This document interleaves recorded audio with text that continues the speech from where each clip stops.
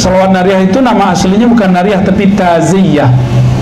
Imamnya bernama Syekh At-Tazi. Salawat disebut salawat At-Taziyah. Lama-lama sama orang Indonesia jadi salawat An-Nariyah. Itu jin punya tubuh juga, nama tubuhnya tubuh api. Anasir tanahnya nggak ada. Yang paling lengkap di muka bumi, di alam semesta itu tubuh manusia. Ada apinya, makanya bisa marah Habib. Habib bisa marah Habib? Ini Habib loh, kita tanyain, Habib bisa marah Habib? Sering tuh. Kalau lagi marah panas nggak Habib? Panas. Ada kompor Habib? Nggak ada kompor dalam badannya, tapi kok bisa panas? Berarti ada energi api dalam tubuh kita. Gitu. Salaman sama guru, sejuk, merinding. Itu ada air dalam diri kita, air keberkahan, ma'ul haya. Mengalir, karena yang mengalir itu air. Energi api juga mengalir, maka kalau kita ada orang ketengkar, jangan deket-deket, karena panasnya lengket ke badan. Di situ setan namanya dasim bisa lengket ke badan. Ini yang membuat orang bisa tengkar, rumah tangga bisa pecah, ya. Maka kalau ada di rumah tangga satu lagi panas, jangan dilawan pakai panas, bisa meledak jadi bom. Ya, harus ada yang pakai air. Maka enaknya tubuh ini Allah jadikan untuk mengatur alam semesta, disebut khalifah, khalifatullah, ya. Jadi mohon maaf nih para jin, para malaikat, kami bukan sombong-sombong ya. Kitalah khalifah di muka bumi, jadi gak usah takut-takutin jamaah kita ya. Antum gak usah takut sama jin, gak usah takut. Kalau takut tuh sama preman gitu, baru takut kita, sama orang jahat. Ini yang lucu, jamaah takutnya mau udah mati. Orang udah mati kok takut, waras gak? Yang takut tuh sama orang hidup, digerayangin ntar. Coba tidur dekat kuburan, nggak bakal digerayangin. Tidur dekat kita, wah gawat. Jadi seharusnya orang-orang berakal dia takutnya di mana? Takutnya sama orang hidup, bukan orang mati. Tapi itulah ujian jadi khalifah di muka bumi. Maka syaitan itu biasa nyerupain dengan muka yang paling menakutkan. Ya, jin iseng. Kata jin, lo sotoy Razi katanya. Ya, tahulah dikit-dikit ya, bocoran langit. Baik, jadi diri kita ini, tubuh kita ini, tubuh yang sangat sempurna. Seharusnya kita ini gak usah takut. Nah, Nabi Muhammad dibawa itu karena di dalam diri ini ada karakter-karakter rendah. Nah, itu dibersihkan semua dari Nabi Muhammad SAW. Waktu beliau masih kecil, umur 7 tahun, itu dadanya diambil, ada 2 darah hitam, dibersihkan. Hitam yang pertama itu sifat kehewanan, hewan ternak. Sifat hitam yang kedua itu buas dan syaitaniah, ada di situ. Dibersihkan dari kalbu Nabi Muhammad SAW. Maka Nabi itu nggak pernah lagi bersyahwat seperti kita bersyahwat. Nabi kalau berkeinginan, keinginannya geraknya dari rohaninya. Kalau kita masih kena mata ini jelalatan, ya. Benar nggak? Benar ya? Antum bisa nggak Habib cinta sama orang yang belum dilihat? Sulit bayangin ya. Nah, itulah. Itu bukan hanya cerita di kitab-kitab itu. Ada, saya baru ketemu ada orangnya dijodohin, belum pernah lihat. Dijodohin sama seseorang, sama kiainya, belum pernah lihat sama sekali. Tahu-tahu cuantenya. Cantik versi dia, bukan versi aneh. Nabi Muhammad SAW itu dibersihkan waktu kecilnya. Ketika beliau dewasa, beliau ini umur 40 berdakwah terang-terangan. Nah, ini terjadi 3 tahun sebelum pindah ke Madinah. 10 tahun di Mekah, atau di riwayat di kitab ini ada yang nyebutin 13 ya, ada 13, ada 10 tahun. Kita ambil 13 tahun. Berarti setelah 10 tahun beliau di Mekah berdakwah, umurnya sekitar 50 tahun. Kalau versi yang riwayat 10 tahun, umurnya 47 atau 48 tahun. Kolbunya dibersihkan kembali. Tapi nggak dibersih-bersihkan amat, karena sudah bersih. Justru dimasukkan, disebutkan dari riwayat itu, wa utitu bitastin. Aku diberikan dengan satu wadah bejana yang tercipta dari min zahabin, dari emas. Di dalamnya ada air hikmah, air iman, dimasukkan ke dalam. Berarti bedah ini bukan bedah fisik, karena yang dimasukkan ke dalam kolbu Nabi bukan air fisik, itu air hikmah dan iman. Berarti itu bukan air fisik. Ya, ini Bapak Ibu, nih saya ajarkan cara takbir mimpi sedikit. Ya, mau? Tapi nggak bakal dapat ijazah. Ilmunya mahal itu. Kalau kita mimpi minum air, itu ada makna baik. Berarti ada sesuatu hidup, kehidupan sir masuk ke dalam diri. Kalau mimpi minum air putih begini, nah ini biasa, insya Allah panjang umur. Tapi kalau mimpinya minum warnanya putih, itu apa? Susu. Berarti kita dapat pengetahuan. Mimpi minum tua, ada juga. Mimpi doang, itu tanda bahwa di dalam diri kita ini ada kecenderungan kepada yang haram, bakal suka makan yang haram. Nah, nanti sampai ke situ ntar cerita kita ya. Ada yang mimpi makan tanah nggak? Ntar lagi mati tuh. Mimpi dapat berlian. Wah, dia habis ngeliat toko kemarin terus ngayal. Ayo. Mimpi dicatok ular, nah itu juga ada maknanya. Kalau dicatok Habib lain lagi. Nabi Muhammad SAW kemudian dibersihkan. Itu fisik, secara fisik dibersihkan. Setelah dimasukkan air itu, maka beliau SAW tambah jelas jalannya. Maka beliau kemudian dibawa oleh Sayyidina Jibril setelah dinaikkan ke atas buruk ke satu kampung yang banyak kurmanya. Beliau menyebut negeri ini negeri yang subur. Itulah nama Thayyibah. Thayyibah, ardun Thayyibah, artinya negeri yang subur. Itu Nabi yang kasih nama waktu Isra. Apa kata Nabi? Tiba-tiba aku dibawa ke satu negeri yang sangat subur, Thayyibah. Tiba-tiba inilah yang akan menjadi tempat, aku dikabarkan inilah tempat hijrahmu. Dalam ilmu kewalian ini disebut penandaan. Jadi wali-wali itu suka nandain tempat dengan doa-doa, zikir-zikir, istighosah, itu penandaan. Apa kata Sayyidina Jibril? Sholat di sini, hai Muhammad. Nah, sholat 2 rakaat. Maka penandaan yang kuat itu pakai sholat 2 rakaat, menandakan bahwa ini wilayah akan ditempuh oleh baginda Nabi Muhammad Sallallahu Alaihi Wasallam. Benar, cuma 3 tahun setelah Nabi sholat di situ, beliau hijrah ke negeri itu. Nah, makanya ini saran untuk para kiai. Kalau dapat isyarat diberi tanah oleh siapa, sholat di situ 2 rakaat, habis itu pergi. Kalau jodoh kita dimudahkan Allah, kalau enggak pasti ada aja masalahnya. Ya, ini mengambil dari ilmu Rasulullah Sallallahu Alaihi Wasallam. Sama mau kerja, sholat 2 rakaat, minta ya Allah kalau benar mudahkan. Lalu Nabi Muhammad SAW dibawa ke tempat Nabi Musa. Di situ Nabi Musa sedang sholat di dalam kuburnya. Dalam Sahih Bukhari dikatakan, "Fa'idha huwa yusalli fi qabri." Aku tiba-tiba melihat Nabi Musa masih sholat di kuburnya.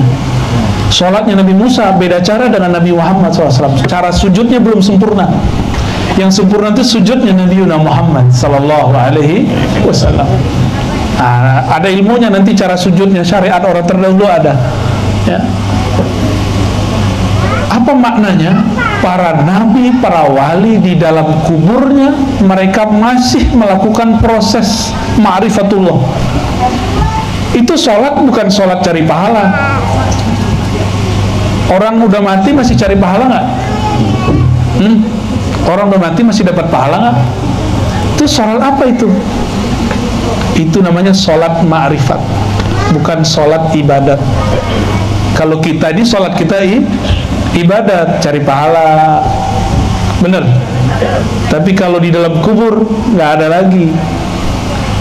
Maka sholat ini sholat menambah ma'rifatullah. Jadi Nabi Musa selama dalam kuburnya menunggu kemunculan Nabi Muhammad SAW, sekedar ingin kemudian sholat di belakang Nabi menyempurnakan ma'rifatnya. Nanti kita coba lihat ya. Tiba-tiba kemudian Nabi Muhammad SAW dibawa ke Baitul Lahmin.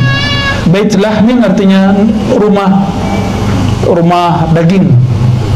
Disitulah Sayyidina Musa dilahirkan ya. Disitulah Sayyidatuna Maryam melahirkan Sayyidina Isa ibnu Maryam. Lalu kata beliau, aku disuruh untuk memarkir. Jadi markir itu sudah ada ilmunya dari dulu ya. Tapi kalau buruk itu diparkir cukup ditaruh aja, taruh diikat seperti onta itu diikatnya nggak perlu kuat, karena onta itu patuh sekali kepada tuannya. Masuklah Sayyidina Nabi SAW ke dalam Al-Masjid Al-Aqsa. Apa mana Al-Aqsa? Al-Aqsa, saya dulu meneliti teks-teks ulama terdahulu di Mekah, menyebut Indonesia dengan sebutan Al-Hind Al-Aqsa. India jauh, India udik. Jadi kita ini disebut orang udik sama orang Arab dulu, sama jin-jin antum tuh. Al-Hind Al-Aqsa, agak mendingan ada kalimat Syarqul Hind, India Timur, sama artinya India udik. Jadi kita disebut orang kolot gitu sama orang-orang India dulu ya, sama orang-orang penjajah dulu. Tapi ternyata orang Arabnya ada di sini sekarang. Alhamdulillah, kualat bib ya, kualat yang indah. Jadi Aqsa artinya jauh atau bisa timur, bisa berarti timur, tapi bukan timurnya Mekah, artinya jauh. Maka Al-Masjid Al-Aqsa ya, minal Masjidil Haram ilal Masjidil Aqsa, masjid yang jauh sekali. Dulu belum ada GPS, benar nggak? Belum ada itu tuh mobilnya, mobil Toyota, Honda, apa itu ya, bid'ah semua itu ya. Nggak ada zaman Rasul itu. Bid'ah mubah, bid'ah kan bagi 5. Kalau sama kawan kita baginya 2 aja. Bid'ah sunnah, kalau kita enggak. Bid'ah bagi 5 sesuai dengan ilmu usul fikih. Kebetulan Habib kita ini takhususnya ilmu fikih dan usul fikih. Ngeri juga kalau duduk dekat beliau nih ya, takut dibid'ahin. Dari tadi ada bid'ah Habib. Baik. Masuklah Sayyidina Nabi SAW ke masjid. Ternyata arwah para nabi sudah ada di sana, kecuali 2 nabi. Nabi Idris, Nabi Isa itu punya fisik, selebihnya cuma arwah. Tapi ingat, jika jin bisa menjelma bertubuh, malaikat pun bisa nyamar jadi manusia. Lebih tinggi nabi atau malaikat? Atau jin? Jin bisa nyerupain jadi genderuwo, jin bisa nyerupain jadi kuntil anak, Pontianak kata orang Kalbar, kita dari sana juga. Jin bisa nyerupain jadi pocong, ya kan? Kan jinnya orang sini beda sama jinnya orang Cina. Jadi orang Cina gimana?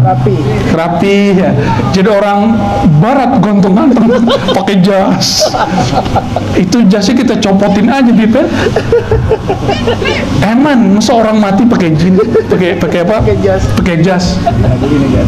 Jaduin. Ini termasuk ini enggak pelecehan ya? Penistaan agama. jika jin bisa menyerupai manusia, bisa bertubuh, jadi dia pinjam, nggak tahu tuh pakai energi apa dia bisa berubah.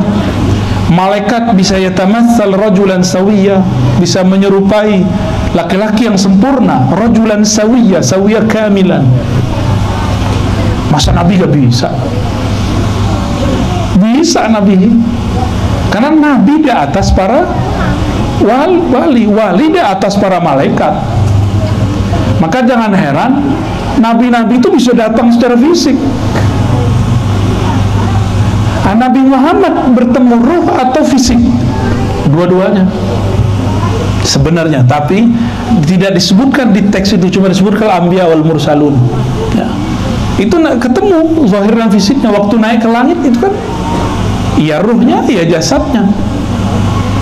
Nah, kalau pakai fisik nggak muat waktu itu, waktu di Al-Masjidil Aqsa. Ini dimensinya sudah beda, alamnya sudah beda, udah alam arwah-arwah suci ya. Jadi kalau ada sekarang orang ngaku ngelihat jin, indigo, kok percaya? Sama orang ketemu Nabi kok nggak percaya? Ya, maka Nabi ngomong, man ra'ani fil manam fasayarani yaqza. Yang mimpi ketemu aku akan melihatku dalam keadaan jaga. Ketemu fisik, cuma orang nggak lihat. Orang nggak nyangka kalau itu Rasulullah SAW. Apalagi Sayyidina Khidir alaihissalam ya.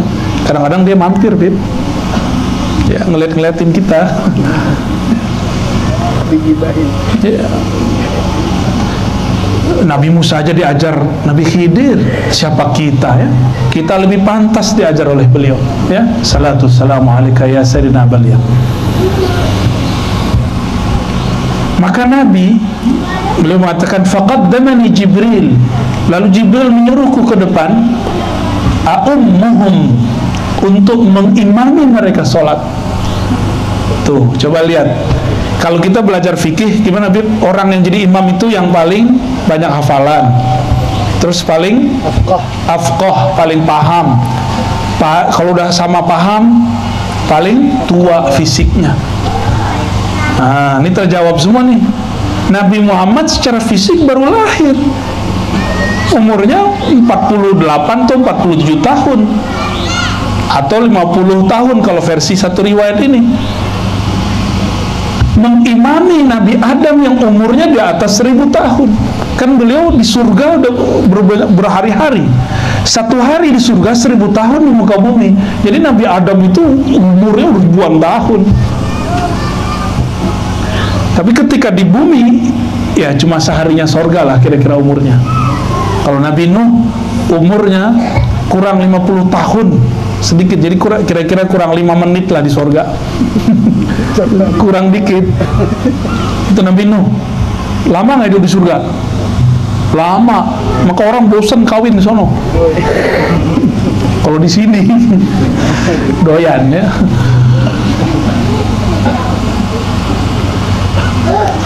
Ada tertawa telat. Nabi Muhammad SAW memimpin sholat mereka karena beliaulah yang lebih tua. Dalam hadis Imam Abu Nu'aim Tabrani ya, hadisnya Hasan, disebutkan ya, aku awwalu nabiyyin, awal nabi yang dicipta, khuliq, tapi akhiruhum ba'sa, yang terakhir diutus. Ana awal, aku yang pertama, bukan Nabi Adam. Diutus Nabi Adam yang pertama. Jadi kalau orang bertanya, siapakah Nabi yang pertama? Jawabannya Nabi Muhammad. Tapi ke siapakah Nabi yang pertama diutus? Baru Nabi Adam. Ini harus dibenerin nih cara nulis. Apa di sekolah-sekolah kurang tepat cara nulisnya. Anak-anak kita harus, enaknya mau masuk pesantren sih ya. Cuma kan nggak semua orang cocok masuk pesantren. Jelas. Jadi awwalu nabiyyin bu'itsa, nabi pertama yang bu'its, yang diutus betul Nabi Adam. Di langit, di surga. Kalau di bumi yang pertama diutus Nabi Nuh. Beda lagi. Nah, ajaran sesat nggak, Bib? Tolong tegur, Bib ya. Beliau pertama Nabi, berarti pertama di alam mana? Ternyata kejelasannya ada di riwayat Tirmizi, pengarang kitab ini. Ya ada di sini, ada di hadis ini. Apa kata beliau? Ketika sahabat nanya, ya qalu, kata Abu Hurairah, mata wajabat lakan nubuwah? Kapan ditetapkan engkau sebagai seorang nabi? Jawaban beliau apa? Adam baina ma'in wa tin. Adam belum ada, aku udah jadi nabi. Begitu ngomong nggak sombong loh. Itu ngomong tentang hakikat diri, itu boleh. Sesekali ini Pak Haji Rahman ini boleh ngomong, saya ini dewan. Boleh sesekali, tapi jangan tiap hari. Kita juga bengah denger ya. Sesekali dipakai itu. Nah, Nabi Muhammad sesekali pakai, tapi beliau lebih sering ngomong ana basyarum mislukum. Saya manusia biasa, saya bisa lupa kayak kalian. Nah, itu Nabi lagi acting namanya. Nabi itu masa bisa lupa, ya kan? Nggak ada Nabi lupa. Itu lupa dilupakan, sebuah Isra diisrakan. Nabi lapar, mungkin nggak percaya nggak Nabi lapar? Nggak percaya nih. Beliau ngomong innama, jadi ketika semua sahabat makan, dikasih makan sama Nabi, Nabi nggak makan. Satu kali 3 hari mereka nggak makan, Nabi kuat. Sahabat-sahabat dan jerit, wah Rasulullah, kami belum makan. Itu pemimpinnya Abu Hurairah tuh. Makanya ada orang salah paham tentang Abu Hurairah, dikira Abu Hurairah ini monster perut. Itu mereka sul adab sama Abu Hurairah. Abu Hurairah itu orang yang disayang Rasulullah Sallallahu Alaihi Wasallam. Santri beliau yang paling rajin lah. Ketika semua orang bekerja, kawin, dia nggak kawin-kawin dia. Meninggal Rasulullah baru dia nikah, baru dia kerja. Abu Hurairah bukan orang yang perutnya besar seperti yang diceritakan pembenci sahabat Rasulullah. Sayyidina Abu Hurairah datang ke Rasulullah, perut kami belum makan 3 hari. Nabi acting juga, ditaruh batu 2 atau 3. Itu hadisnya sahih. Tapi di hadis yang lain, di mana kita tahu kalau Nabi ini lagi acting? Bukan Nabi ini suka memalsukan diri, enggak. Begitulah Allah nyuruh, dah Muhammad sekarang kamu seperti orang lapar beliau. Sekarang kamu seperti orang nggak perlu makan, kata Nabi. Innama saqani rabbi wa at'amani. Yang ngasih makan minum aku langsung Allah. Udah kalian makan semua, makan minum semua, aku nggak perlu. Jadi Nabi itu yang penting umatnya makan, beliau nggak makan nggak apa-apa. Itu Rasulullah Shallallahu Alaihi. Karena bintik hitam tadi sudah dibersihkan dari kalbu beliau. Kalau kami ini, yang para dai, para ustadz, muallim, para guru ini, bintiknya bukan 200, 2000. Jadi mohon maklum jika sesekali sisi kemanusiaan kami muncul, ya, sisi manusiawi. Ini bukan orang suci, ya. Biar saya aja yang ngomong, Bib. Bukan orang suci, orang biasa ini semua. Depan aja yang alim-alim mukanya soleh-soleh kayak nggak nafsu gitu kan. Serius, yang di bawah lebih nafsu lagi. Kita aja ngaji punya nafsu, ya, apalagi yang di bawah.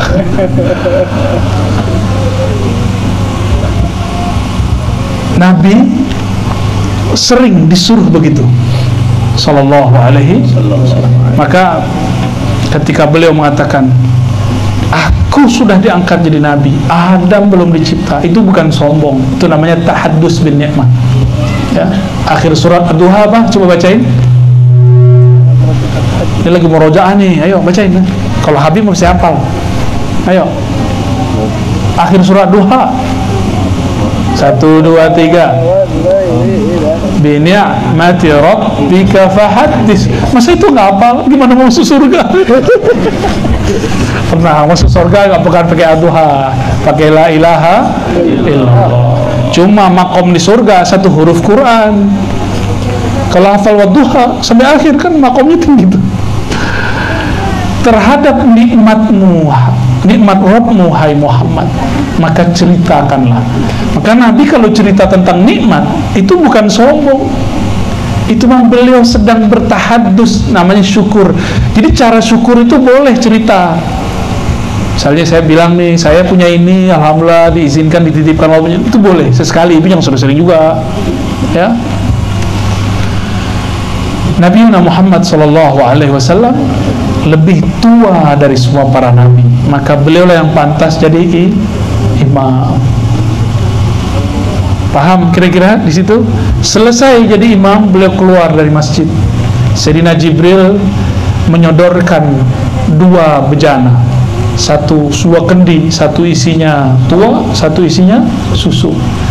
Karena sudah dibersihkan noda hitam itu, maka beliau memilih secara natural, secara fitrah susu, bukan memilih khamar.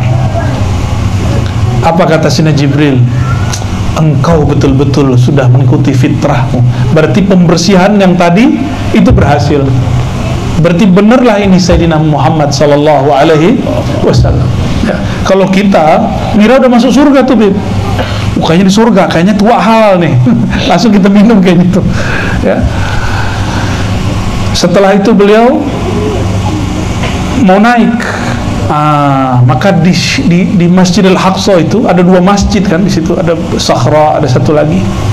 Di situ ada satu batu tempat Nabi berdiri. Itulah penghubung antara bumi dengan langit. Ini disebutkan seingat saya di kitab Tazkirah, ya, tapi di situ nggak terlalu eksplisit. Bahwa semua orang nanti akan dikumpulkan di padang mahsyar pertama. Jadi bumi ini hancur, lalu semua orang dibangkitkan. Ini sebelum naik ke padang mahsyar yang di sana ada mizan, di sana ada hisab, itu dikumpulkan di situ. Itu terminalnya, terminal terakhir berangkat. Di situ. Maka Nabi Muhammad, para zuriat beliau yang mewarisi ilmu beliau, para ulama, para kiai, para guru itu sibuk cari muridnya. Ketika semua orang mengatakan, nasibku gimana nih? Egois semua tuh. Ya. Para masyaikh, para kiai, para habaib yang memimpin umat mengikuti guru mereka, menjid mereka, Rasulullah SAW. Mereka mengatakan, ummati, ummati. Guru mengatakan, mana muridku, mana muridku. Begitu mereka. Jadi nggak mikirin kita, nggak mikirin dirinya, mikirin kita semua. Nabi Muhammad SAW diangkat di tempat itu. Itulah yang kita sebut kubah, apa namanya? Kubah Sakhra, ya. Cuma mitosnya bercampur, ya. Wallahu alam, itu banyak cerita tentang itu. Ala kulli hal, itu tempat memang kemudian girang diinjak oleh Rasulullah. Karena tiadalah satu batu Nabi injak kecuali batu itu bergetar. Ketika Nabi naik ke Gunung Uhud, itu kan batu semua merah, itu bergetar langsung. Ya, mirip-mirip orang kayak baru jatuh cinta, malam pertama disentuh, ya menggigil. Oh, ini lebih dahsyat lagi. Batu itu, di semua benda ini ada ruh. Tapi rohnya beda. Ruh di kita ada lengkap. Di ruh kita ini Habib, ini lengkap sekali. Ada ruh Rabbani, ruh yang Allah tiupkan pertama. Nafaqtu fihi min ruhi, itu namanya ruh Rabbani. Kalau di kitab Sidi Syekh Abdul Qadir Jilani, itu disebut dengan Ar-Ruh Al-Qudusi, roh suci. Habib dulu lahirnya segede ini atau dulu kecil dulu, Habib? Emang kecil dulu ya? Sekarang Masya Allah tumbuh gak? Tumbuh ya? Maka di dalam diri kita nih ada namanya ruh nabati, roh nabat, roh tumbuh. Tulang sudah nggak tinggi lagi, karena kalau tinggi tulang nambah terus, rumahnya Habib harus direnov terus. Maka Allah berhentikan itu pertumbuhannya. Namun rambut masih tumbuh, gigi masih tumbuh. Alhamdulillah gigi tidak tumbuh-tumbuh. Kalau ya setiap Jumat kita harus mikir, ribet sekali. Jenggot masih tumbuh? Alhamdulillah ya. Kuku tumbuh? Ya. Cinta masih tumbuh nggak? Wallahu a'lam bishawab. Saya juga nggak tahu masalah itu ya. Namanya apa tadi? Roh nabati. Ya. Itu pohon sama. Maka kita ini bisa dialog dengan pohon. Serius.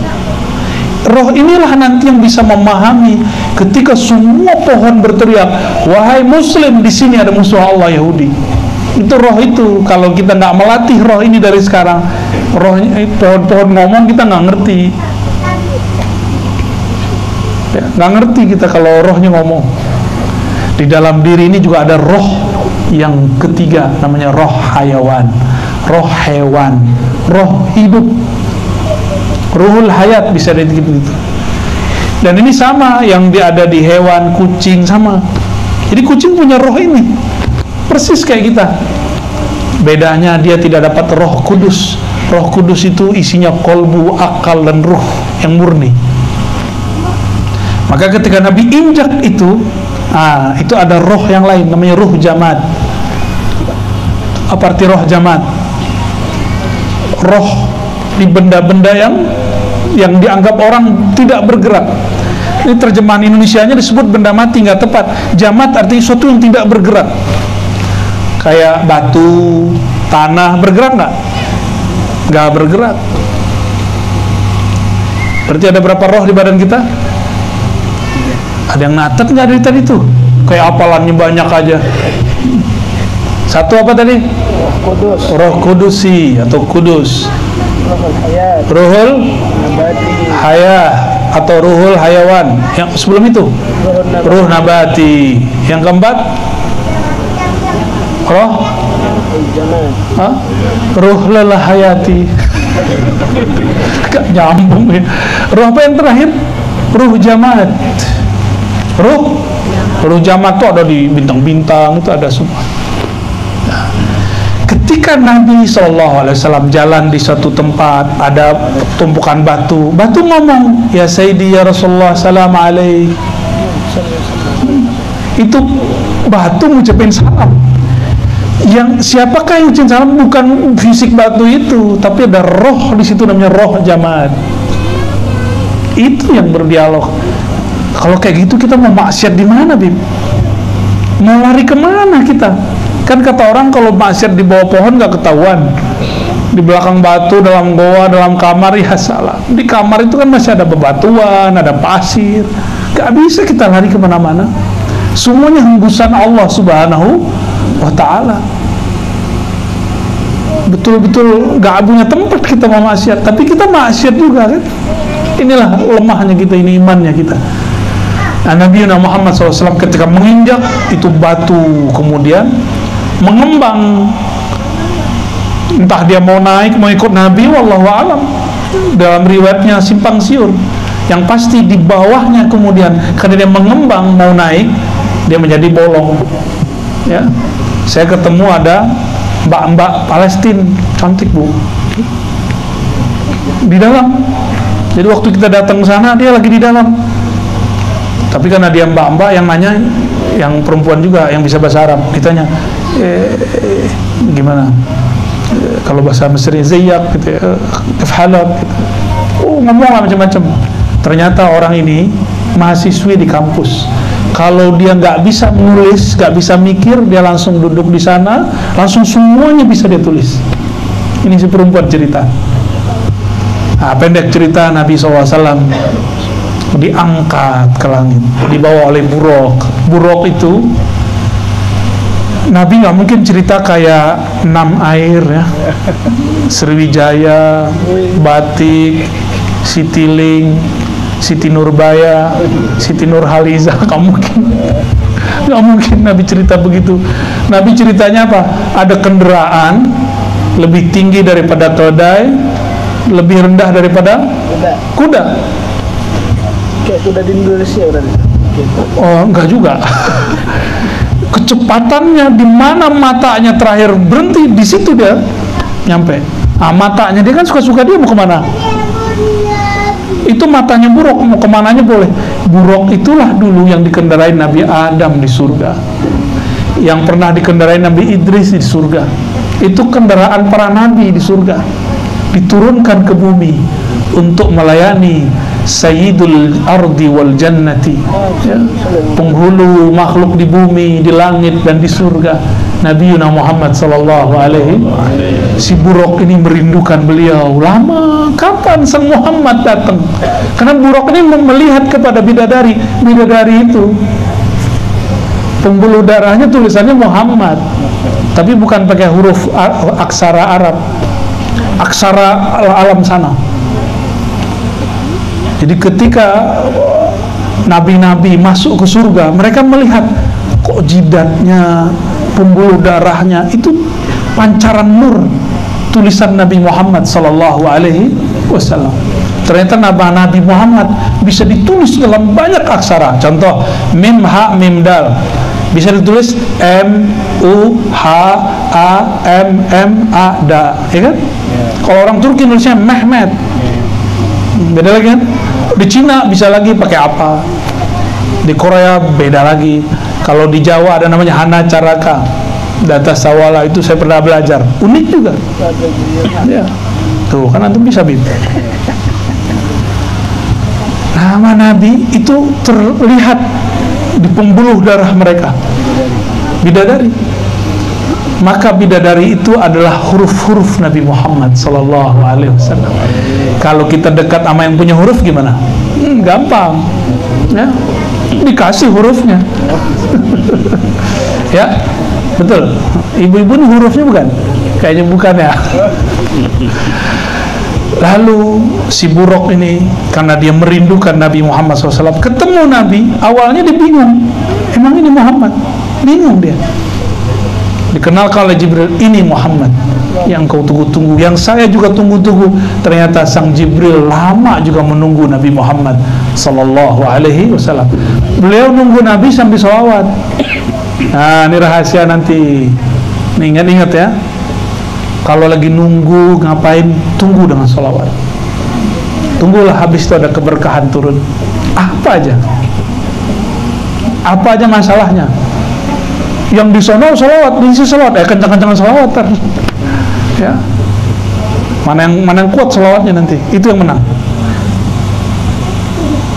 Sayyidina Jibril, karena dia bersolawat, dia dipilih oleh Allah untuk menjadi penghubung antara urusan langit dan bumi. Azazil namanya, nama iblis. Iblis itu dulu malaikat namanya Azazil, nggak mau sholawat, maka tidak dapat jadi pemimpin. Ya, mau jadi pemimpinnya nih Pak Haji nih. Ya, biar diridai oleh Rasulullah, diridai oleh Allah, banyak sholawat. Ya, insya Allah. Kalau Jibril sholawatnya banyak.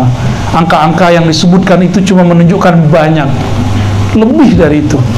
Karena Jibril itu satu napasnya bisa khatam Quran ribuan kali. Selesai dia. Karena sayapnya udah 360. Jadi dia sekali nafas, dia udah nyampe di mana?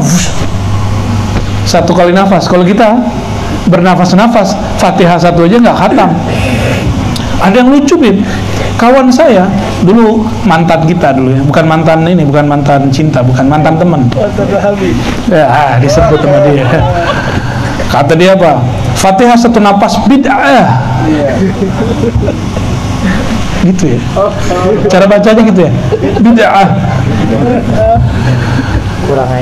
Ya, ternyata ini orang nggak belajar ilmu riwayat, bahwa dalam riwayat Ahlul Quran ada cara baca Quran satu napas. Dan sanadnya kepada Sayyidina Jibril.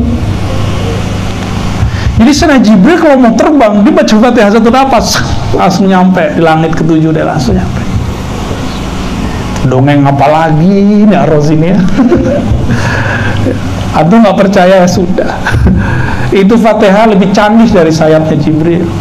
Sayyidina Nabi SAW ketika naik ke langit, tembus ke aras, dalam hadis Imam Bukhari dikatakan faghashyatni sababatun, tiba-tiba ada cahaya di atas cahaya, awan di atas awan, kilat di atas kilat, gak bisa lagi dibahasakan, meliputiku, hilanglah Rasulullah SAW itu.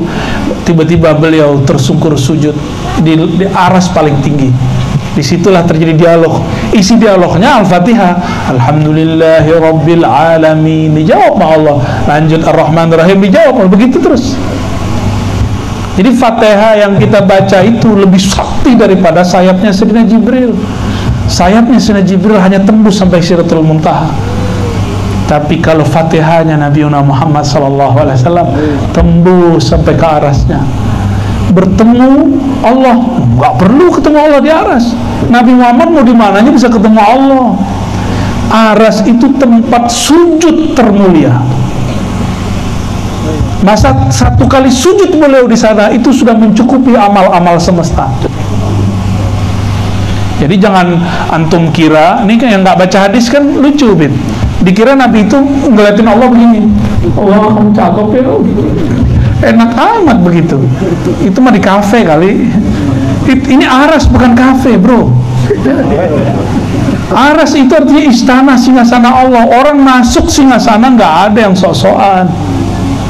Masuk istananya Allah langsung tersungkur, fakharra sajida. Nabi Muhammad naik ke aras itu sujud.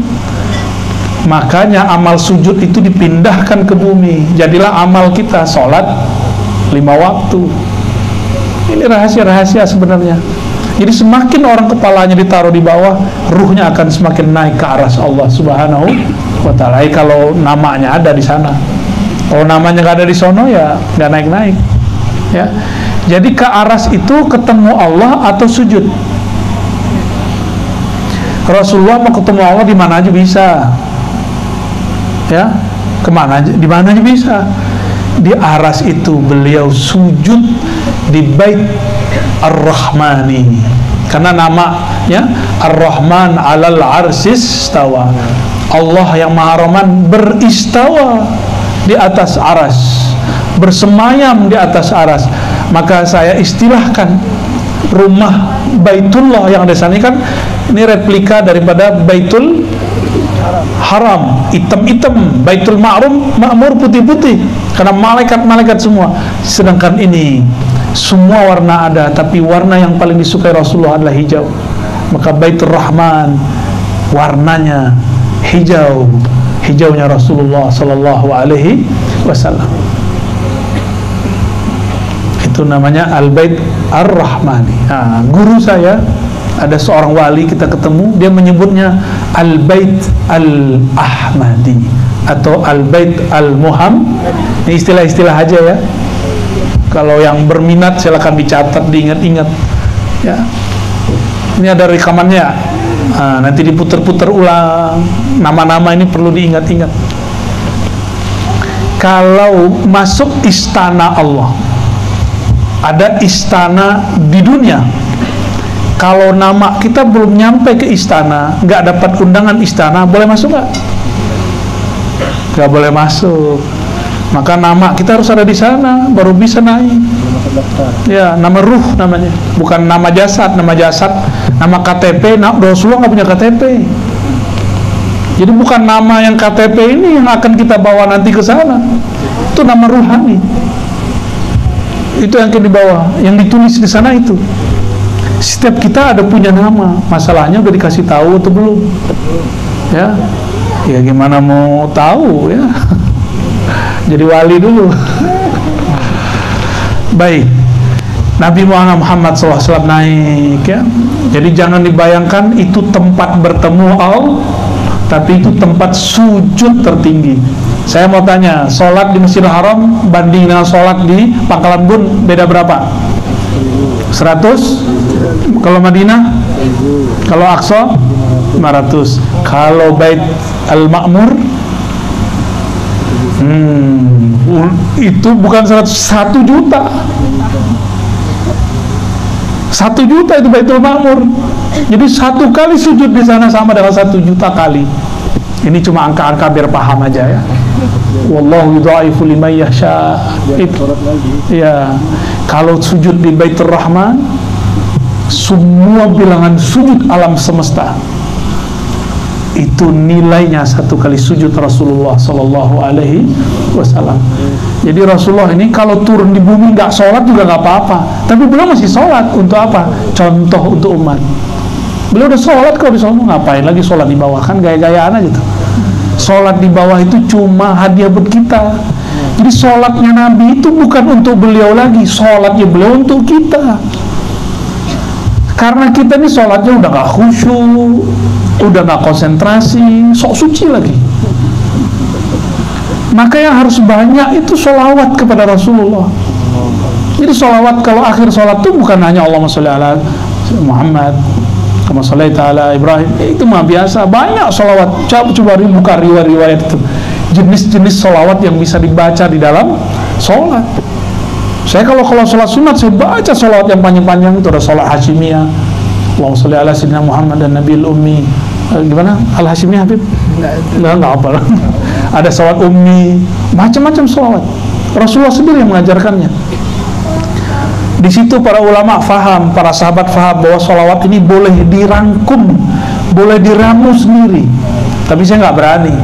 Sholawat yang kita pakai itu mesti turunnya dari sana.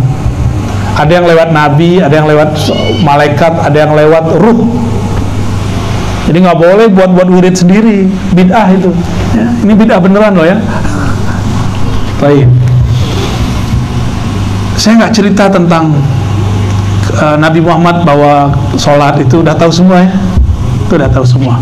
Bener kan udah tahu semua? Mau diceritain lagi? Lanjut lagi dong. Oke. Ketika Nabi sujud di sana, Allah berkalam, faradtu alaika wa ala ummatika khamsina rak'atan. Itu yang sahih ya. Kalau di satu riwayat khamsina salatan, 50 kali sholat. Tapi versi kami ini ada satu riwayat lain, khamsina rak'atan, 50 rakaat. Sisanya sekarang berapa? Yang kita pakai sekarang berapa? 17. Bener? Coba berarti sisanya lagi biar genap jadi 50. 33 kurang witir 11. 22 kurangi duha. Yang pakai yang sahih aja, Bib. 2 rakaat. 20. Rawatib kurangin dikit-dikit. 2 sebelum subuh. 2 sholat fajar. Berapa tuh? 18. Beneran? Terus syuruk 2. 4 rakaat sebelum zuhur. 4 rakaat setelah zuhur. Udah 8 aja. 4 rakaat sebelum asar. 2 rakaat sebelum maghrib. 2 rakaat setelah maghrib. Habis. Makanya ulama kita beda pendapat mengenai sholat 2 rakaat sebelum maghrib dan sebelum asar. Nanti dipindahin ke setelah maghrib sama setelah isya dan sebelum isya. Jadi pas jumlahnya sama. Muncullah istilah dalam ilmu al-fiqih, beliau al-fiqih ini sunnah muakkadah, sunnah ghair muakkadah. Yang diperdebatkan tadi ghair muakkadah, gitu ya. Jadi paham kenapa ada muakkad ghair muakkad, itu rahasia-rahasianya. Jadi sebenarnya tetap 50 rakaat, namun didiskon jadi 17 rakaat. Asik kan jadi umat Nabi Muhammad. Nabi diskon lagi, kata Nabi, autiru walau birokah. Kalau witir ya udah 1 rakaat aja deh. Nggak bisa 3 ya udah 1. Hebat kan umat Nabi Muhammad. 1 itu udah sama kayak 11 kalau ditutup pakai sholawat. Ntar pada malas sholat witirnya. Tapi sholat witirnya cuma bulan puasa ya. Bener. Gimana mau jadi wali antum? Innallaha witrun yuhibbul witra. Allah cinta kepada witir. Maka supaya dapat cinta Allah, berwitirlah setiap malam. Mau capek, mau gimana, ketinggalan qadha. Ini rahasia-rahasia para wali-wali terdahulu. Jadi ada orang jadi wali karena dia melazimkan satu amalan aja, yang mungkin sederhana bagi orang lain, tapi dia lazimkan, dia biasakan. Gimana? Siap malam ini jaga witir 1 rakaat aja. Boleh sebelum tidur, boleh sebelum subuh. Mau ya diamalin? Ya pegangan kita cuma gitu-gitu doang, tapi nggak ada yang lebih. Witir 1 rakaat itu disyukur tuh. Yang penting soal witir, syukur-syukur bisa 2 + 1, bisa 5, bisa 7, bisa 9, bisa 11. Itu syukur-syukur. Kalau nggak apa-apa juga. Yang penting 1 aja. Biar kalau Allah absen, ada yang witir nggak? Witir, kan masuk kita. Ayatnya gampang lagi, kulhu, kul a'udzu falaq, kul a'udzu binnas, kan ekspres banget tuh. Ya, ekspres. Masalahnya kita ini kurang istiqomah. Benarlah dalam hadis Nasai dikatakan surga huffiyatin nar bisyahawat. Surga itu diliputi syahwat, keinginan rendah.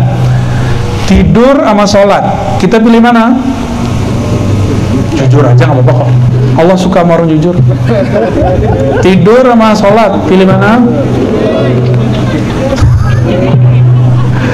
Nonton bola katanya, nggak nyambung. Enakan tidur kan? Enakan tidur. Itu yang ngomong syahwat. Tapi kalau kolbunya ngomong, enakan sholat. Beda tipis ya. Nah, kita ini makhluk syahwat atau makhluk yang berkolbu, itu aja bedanya. Kalau tidur, tuh kucing juga tidur. Tikus yang malam hari gak tidur tuh kalah kita sama tikus. Tikus malam hari itu beroperasi dia. Masya Allah, Masya Allah. Itu kalau tikus mau wirid aja jadi wali tuh. Cuma sayangnya dia nyolong tiap hari ya. Nyolong, ngangguin got, Masya Allah. Fuaisikoh bahasa Arabnya. Allah Subhanahu wa taala mewajibkan 50 rakaat ya. Itu Nabi emang nggak ngerti Nabi, cuma ini ada namanya basa-basi. Turun beliau, ketemu Nabi Ibrahim diam aja. Ketemu Nabi Musa di langit ke-6, Nabi Musa nanya, apa nih oleh-oleh Allah nih gitu. Dijawab oleh Nabi Muhammad 50 rakaat. Hah? Umatku 2 rakaatnya nggak jalan, masa ente 50? Itu Nabi Musa lah yang ngomong ya, koplak juga ya. Lucu gitu, Nabi itu lucu-lucu emang. Jadi Nabi itu sama mereka nggak kayak kita boyong Allah Akbar, Subhanallah, nggak begitu. Masya Allah, Tabarakallah, nggak begitu-gitu amat Nabi itu. Ya sesekali kita ngomong Masya Allah, Tabarakallah, kadang-kadang kita ngomong Allahu Akbar, tapi jangan lebay, biasa aja ya.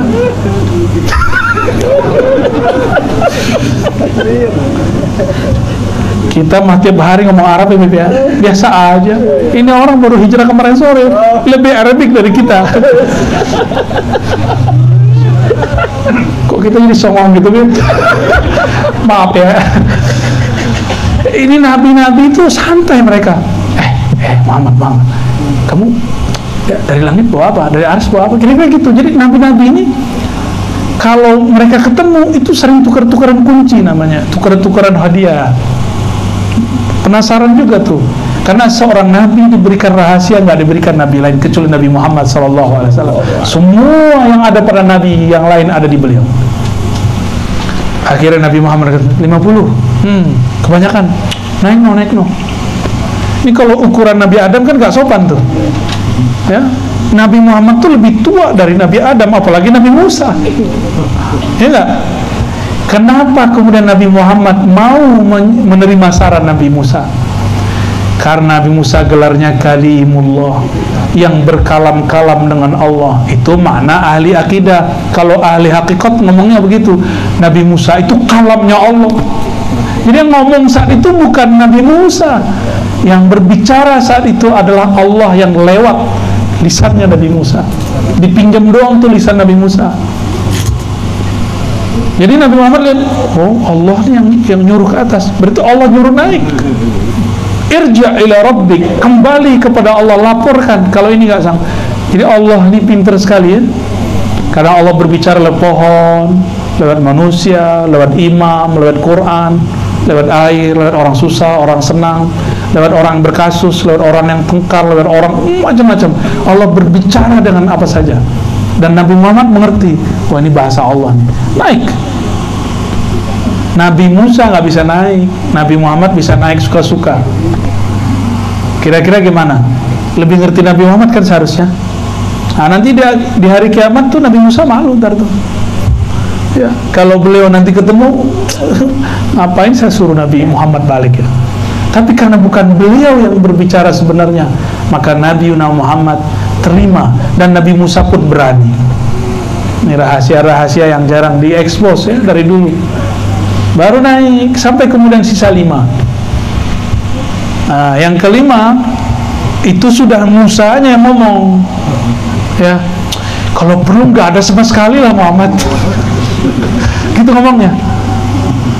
Nabi Muhammad lihat, wah ini bukan Allah lagi yang berkalam nih ya. Yang berbicara Musa bin Imran, Rasulullah.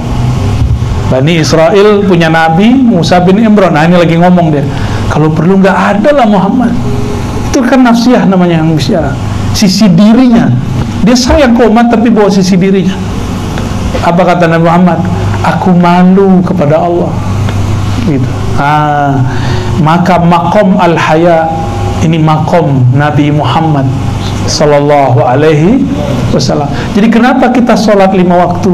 Karena kita malu kepada Allah subhanahu wa ta'ala. Udah terlalu banyak Allah ngasih. Jadi besok-besok jangan males lagi sholat, malu. Ini contoh, kita ada kerja bakti, semua orang datang. Masa Pak Haji Rahman nggak mau datang? Gimana Pak Haji Rahman? Nggak mau datang? Pasti ngomong gini, malu Pak ini datang, Pak ini datang, gitu kan? Begitu nggak kita? Kita kalau ada kerja, ada acara bersama, nggak datang, kita ngomong ke keluarga, malu si Anu datang, masa saya nggak datang? Orang yang sudah membawa rasa malu masuk ke dalam ruhaninya, maka ibadahnya jadi ringan. Sholat subuh yang tadi males kayaknya, itu langsung jadi semangat. Masjid kayaknya ramai terus tuh ya. Berarti kita kurang malu ya. Maka masjid masih sepi. Jadi kalau ngecek orang nih ada rasa ini, sholatnya rajin, karena dia ada rasa malu kepada Allah SWT. Udah sholat masih malu lagi karena tidak khusyuk, maka kita istighfar lagi kepada Allah Subhanahu wa ta'ala. Udah? Belum. Mau diterusin? Terus lagi. Lalu turunlah beliau. Nah, tadi saya belum cerita di langit pertama siapa. Jadi turun cuma ngeliat saya hello aja, assalamualaikum gitu ya. Nah, sekarang kita ulang, kita putar kasetnya dikit ke belakang ya. Ketika naik ke langit pertama bertemu Sayyiduna Adam, Jiddul Ajdad ya, Abul Aba, bapaknya semua manusia, Nabiuna Adam. Nabi Adam itu langsung tangan tubuhnya diciptakan langsung Allah yang menciptakan. Kalau kita ini sudah ada campur tangan orang tua. Nabi Adam langsung, makanya dia nggak punya ayah, nggak punya ibu. Sayyidatuna Hawa punya ayah, nggak punya ibu. Ada yang hamil nggak masa itu? Nggak ada ya. Tapi kok bisa ada Sayyidatuna Hawa? Ada ayahnya Adam tapi nggak ada. Makanya syariat boleh ayah menikahi anak itu cuma Nabi Adam. Cuma Nabi Adam, nggak boleh yang lain. Nabi Isa ada ibu nggak ada ayah. Habib ada ayah ada ibu lahir. Ya Bib, atau antum seperti Sunggokong tiba-tiba muncul di bawah batu. Ya ngakunya Al Habib Al Hajari. Habib kurang hajar. Ya aku Habib banyak sekarang tuh ya. Aku Habib banyak sekarang. Kita ini cukuplah Habibnya seseorang nih nggak, atau 2 orang 3 orang. Nggak benar. Kalau yang hitam rambut nggak nyambung. Obrolan orang dewasa. Baik. Di langit berapa tadi? Langit kedua. Di langit ketiga ketemu Nabi Allah yang paling ganteng. Nabi Allah Yusuf. Ya mirip-mirip Habib lah hidungnya. Nabi Allah Yusuf, kalau ibu-ibu ini lihat lupa sama suami bu, serius lupa sama suami, apalagi kalau suaminya udah nggak ada. Itu kita bisa stres tuh ngeliatnya, lah bini gue lupa sama kita. Bisa stres kita ngeliatnya. Dijawab-jawabin. Itu perempuan kalau ngeliat Nabi Yusuf lupa napas, lupa kalau tangannya lagi gores-gores. Yaqta'na aydihunna, gores-gores jari-jarinya, nggak sampai putus tapi udah luka-luka. Pedicure apa namanya? Pedicure. Rusak semua itu, jari-jarinya rusak semua. Ternyata Zulaikha diisukan di kota besar di Mesir, bahwa Zulaikha jatuh cinta kepada anak angkatnya. Cemen amat gitu, jatuh cinta kok sama budak. Zulaikha dengar, dikumpulin semua ibu-ibu arisannya bawa tas yang bagus, kan ibu gitu ya. Ya biar yang lain jiper. Tahu jiper gak? Biasa kalau laki-laki kan bawa tas bukan untuk itu. Kalau perempuan biasanya bawa pernak-pernik supaya yang di samping kirinya mundur. Katanya segitu, benar nggak Bu? Enggak ya, nggak salah maksudnya. Itu semua ibu-ibu yang kaya-kaya, istri-istri para pejabat, mereka gosipin bilang, ini kan Zulaikha yang jatuh cinta sama Yusuf, budak dia. Kan aneh, nggak level banget, menjatuhkan strata para istri pejabat. Sama Zulaikha dengar, kalian belum tahu, saya ini bisa begini, udah bisa hebat, udah bisa napas, udah hebat. Ya. Jadi Zulaikha itu termasuk kuat ya, termasuk kuat menahan itu. Kalau ibu-ibu mungkin langsung meluk ibu ketemu Nabi Yusuf, gak akan kuat. Dipanggil lah, sup, ambilin dong itu air buat ibunda gitu ya. Labbaik, kata Nabi Yusuf, dianterin. Tapi sengaja Nabi Yusufnya di seberang sana, beliau duduk di ujung sini. Maka jalanlah seperti peragawan. Ceng. Itu semua perempuan seperti slow motion. Geraknya tuh kayaknya dunia itu berhenti. Semuanya lupa. Sampai-sampai mereka dapat ilmu debus tanpa perlu dapat ijazahan dan talqin zikir. Sakti langsung ya. Kalau ngeliat kita kan ibu-ibu masih garuk-garuk aja karena dapat semut ya. Itu dari tadi pada masih ya maklum, muka Ucup bukan muka Yusuf. Kalau nama Yusuf benar itu, kalau kita ini Ucup. Allahumma sholli ala sayyidina. Nabi Yusuf selesai dia balik. Apa kata mereka? Baru mereka sadar ngomong, ini bukan malaikat, ini bukan manusia, ini malaikat. Ini lebih cakep dari malaikat kok. Ya. Malakun karim. Karim itu nggak ada cacatnya. Semua dari tubuhnya itu semuanya memberikan keindahan, memancarkan cahaya keindahan. Itu karim. Itu karim yang tak ada batas kalau memberi sesuatu. Pergi Nabi Yusuf, baru semuanya mereka sadar. Tuh, tahu kalian kenapa saya bisa begini, bisa gila sama Yusuf. Gila nggak tuh? Nabi Yusuf ditarik sarungnya, ditarik bajunya sampai robek, karena kukunya kan panjang kan, pedikir. Ya, dia bisa bertahan bertahun-tahun, itu sudah hebat. Maka Zulaikha ini iman sebenarnya kuat aslinya, cuma itu khilaf. Dia lagi khilaf ya. Maka di akhir hayatnya kan Allah kembalikan itu. Zulaikha udah gak mau lagi masih bersiapa. Dia zikirin cuma Yusuf gitu aja terusnya. Sang perindu. Katanya di Kalimantan ada bulu perindu ya. Ngeri juga tuh. Langit keberapa lagi? 4. Ketemu di situ Nabi Idris. Ada satu yang saya lupa. Nabi Muhammad ngomong. Nabi Muhammad itu tidak menyembunyikan kegagahannya. Kata beliau, Jamalu Yusuf nisfu jamali. Gagahnya Yusuf itu baru separuh gagahnya aku. Jadi seperempat keindahan alam itu ada pada muka Nabi Yusuf. Setengah kecantikan kegagahan alam semesta ada pada wajah Nabi, tapi disembunyikan Allah. Seperempat yang lain Allah berikan untuk dunia dan akhirat.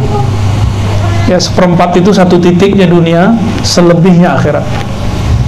Jadi kalau Nabi adalah makhluk terindah, maka sebenarnya Nabi itu lebih indah dari surga. Maka antum itu nggak usah repot-repot mikirin masuk surga. Berpikirlah bagaimana nama kita masuk dalam qalbu Nabi Muhammad SAW. Caranya bersolawatlah kepada beliau. Jangan berhenti-berhenti solawat kepada beliau, supaya nama kita masuk ke dalam taman-taman qalbunya. Karena beliau, keindahan alam semesta ada di beliau. Surga itu gak ada nilainya kalau gak ada Nabi Muhammad SAW. Itu bidadari meludah ke muka bumi, harum semua alam ini. Bayangkan air ludah Nabi direbutkan oleh para sahabat, karena sahabatnya melihat keindahannya Nabi. Jadi tidak ada satu sisi pun di tubuh Nabi yang buang oleh mereka. Nabi ngeluarin sahabat melihat itu lebih indah daripada jigongnya bidadari. Paham nggak tuh? Kalau jigongnya istri ya maklum lah, ya maklum, manusia kan. Maaf ya, ini apa, alarm nih nyuruh berhenti. Saya alarmnya kayak gitu, Bib. Jadi kalau di sini sudah mulai ada nyut-nyutannya, dia mulai berzikir, tinggal 5 menit 10 menit, nggak boleh lebih. Jadi Nabi Muhammad adalah Jamal. Inilah yang disyairkan orang, ya Jamalu, ya Jamalu. Antum nih habis dengar kalam ini, kalau nggak bergetar dengerin syair itu, kasidah itu, berarti belum kenal juga dengan Rasulullah SAW. Jadi kita kalau baca ya Jamalu, ya bisa harusnya nangis merindukan Rasulullah SAW. Maka semua yang ada di alam ini, indahnya pohon, itu percikan dari beliau semua. Itulah maksud tadi, bahwa urat-urat pembuluh darahnya bidadari itu nama Nabi Muhammad. Maksudnya keindahan mereka adalah pancaran huruf-hurufnya Nabi Muhammad Sallallahu Alaihi Wasallam. Ya, kalau perempuan bumi ya enggak, yang jangan disamain ya, enggak boleh disama-samain. Dulu ibu gadis kan Bu, dulu. Sekarang udah jadi nenek-nenek kan? Harus terima Bu. Harus terima ya. Gak apa-apa, tapi roh kita seumuran Bu, insya Allah ya. Nanti di surga, insya. Kalau masuk, kalau nggak masuk selamatin. Biar lapor banjir antum bin.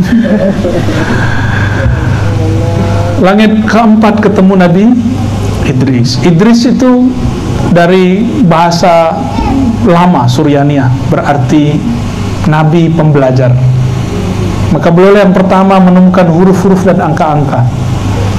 Beliaulah yang kemudian menjadi nama di Yunani, namanya Hermes. Jadi Hermes itu nama Nabi. Maka filsafat Yunani bukanlah buatan Yunani, tapi itu ajaran para Nabi. Sebagian yang kemudian ada perkembangan, ada pertambahan, ada kekurangan, ada perubahan. Ini seperti ahli kitab lah. Jadi saya ini dituduh sama orang, ente ini ahli filsafat, jadi ustad. Lah saya ngaji hadis lebih lama dari filsafat. Saya ngaji hadis 15 tahun, filsafat cuma 4 tahun, lamaan mana? Kira-kira ini lulusan filsafat apa hadis? Dua-duanya. Itu yang benar, Beb ya. Antum sahib. Langit keempat, maka langit keempat ini simbol pengetahuan. Kalau ada ruhani-ruhani wali naik ke langit keempat, itu biasanya kalau turun dia jadi kiai, jadi profesor, jadi doktor, jadi muallim. Walaupun dia nggak sadar. Jadi orang-orang alim sekarang itu ruhaninya di sana sebenarnya. Jadi imamnya itu Nabi Idris. Apa gimana ayatnya? Wa rafa'nahu makanan 'aliyya.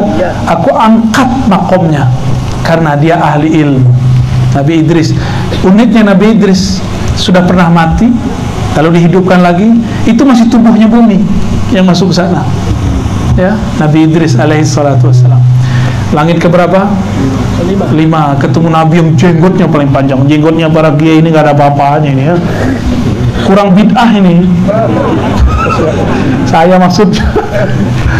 Ya, jenggotnya beliau itu panjang sekali, sampai ke pusernya. Panjang betul. Panjang sekali. Makanya ketika Nabi Musa marah, gergetan ditarik. Kalau antum gimana cara nariknya? Kurang panjang, Bib. Yang bisa toh, bisa toh. Oh, nggak ada lagi ya. Maskernya yang bisa ketarik. Itu Nabi Harun. Nabi Harun ini orang yang jadi Nabi dan Rasul berkat persaudaraan. Ini rahasianya. Nabi Muhammad itu mengangkat kita di akhir zaman jadi saudara semua. Benar nggak? Apa kata Nabi? Aku rindu ketemu saudara-saudaraku. Maka orang yang disebut saudara oleh Nabi pasti wali. Karena udah nggak ada Nabi lagi. Di masa Nabi Harun, Nabi Musa ngomong, ya Allah, lidahku rusak, cacat dikit, kira-kira begitu. Saudaraku orasinya bagus, kalau ngomong ceramah menggelegar, tolong angkat dia membersamaiku. Langsung diangkat jadi nabi dan rasul. Jadi diangkat jadi rasul dan nabi itu bukan dengan request amalan. Sama jadi wali juga begitu. Kita nggak akan jadi wali karena zikir 70.000, nggak bakal. Itu untuk makanan jiwa. Wali itu urusan ruh. Ruh itu pilihan Allah, suka-suka Allah ngangkat. Nah, ini yang kita peringati di malam ini juga. Abah guru sekumpul, ya. Ruhaninya bukan karena beliau rajin beramal, enggak, tapi karena rohaninya dari kecil itu sudah dipilih oleh Allah Subhanahu wa ta'ala, ya. Semoga Allah angkat derajatnya di alam sana. Untuk beliau kita bacakan surah Al-Fatihah.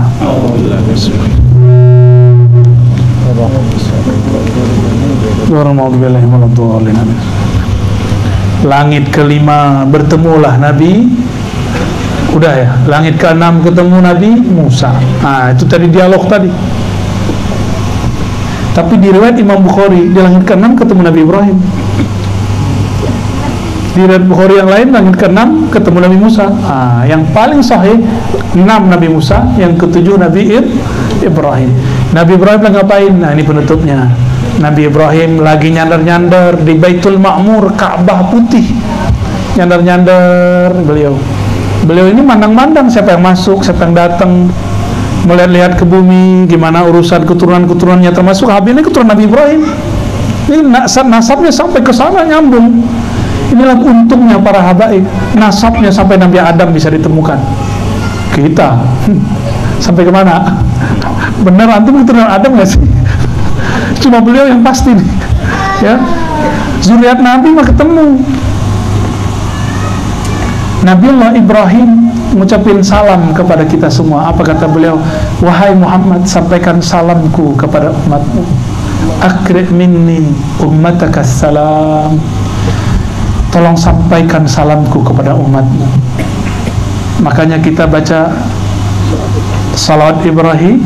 Ya Allahumma salli ala Muhammad wa ala ali Muhammad kama sallaita ala Ibrahim, ya, wa ala ali Ibrahim. Pakai Sayyidina lebih indah. Nabi Ibrahim mengatakan, ya Muhammad, wahai Muhammad, tolong sampaikan kepada umatmu, sorga itu subur tapi pohonnya belum ada, istananya pun belum dibangun, maka tanamilah dengan lafaz subhanallah, alhamdulillah, wala ilaha illallah, wallahu akbar.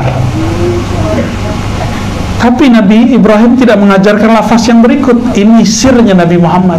Ketika perang, selesai perang, Nabi ngomong ke Abu Musa al-Asy'ari, hai Abu Musa, tahukah kamu kanzun min kunuzul jannah, ATM surga. ATM surga, rekening surga. Kalau tadi pohon surga, ini rekening surga. Apa itu? La haula wala quwata illa billah. Jadi orang yang paling kaya di surga nanti bukan Pak Haji Rahman. Orang yang paling banyak baca la haula wala quwwata, kecuali beliau banyak baca, udah kaya di dunia, kaya di akhirat. Amin. Ya, di backup sama istrinya, ya.